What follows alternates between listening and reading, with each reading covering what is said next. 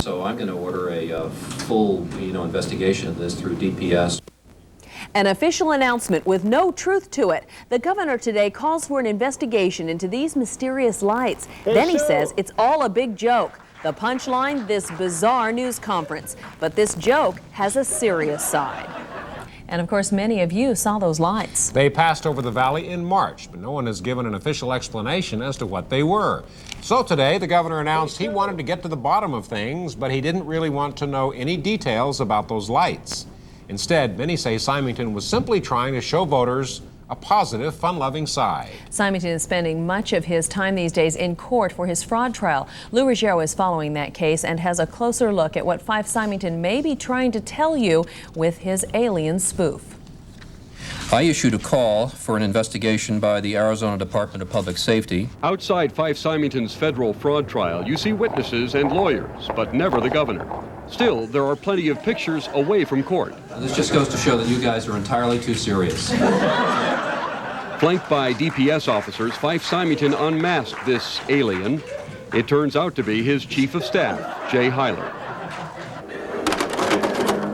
Like good magicians who want to misdirect, he did an act of misdirection. Nearly 10 years ago, Paul Eckstein helped remove another Arizona governor on impeachment charges.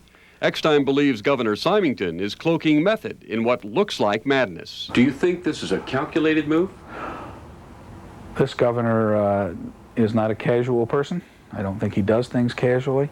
He had his note cards, as you could see from the program.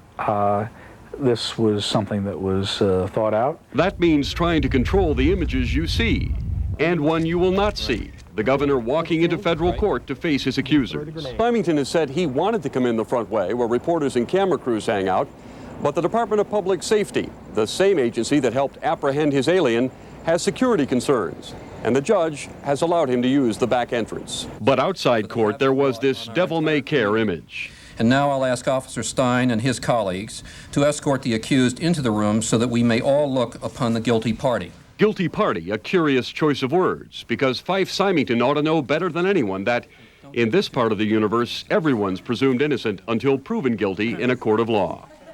Lou Ruggiero, 12 News, Arizona's news station. And Governor Symington returns to court tomorrow morning at 9:30 as his federal fraud trial continues.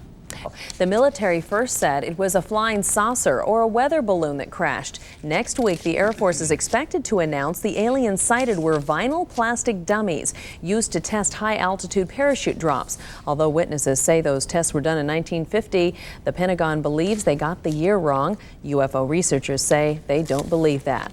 Former accountant for the Symington Company takes some heat. At issue, these mysterious lights in the sky back in mid-March.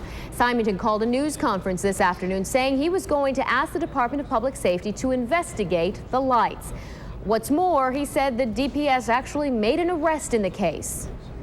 And this just goes to show that you guys are entirely too serious. That's right, the whole thing was a practical joke. The governor's oath says he does believe in extraterrestrial life. Coming up on Fox 10 News. The U.S. Air Force is officially closing the door on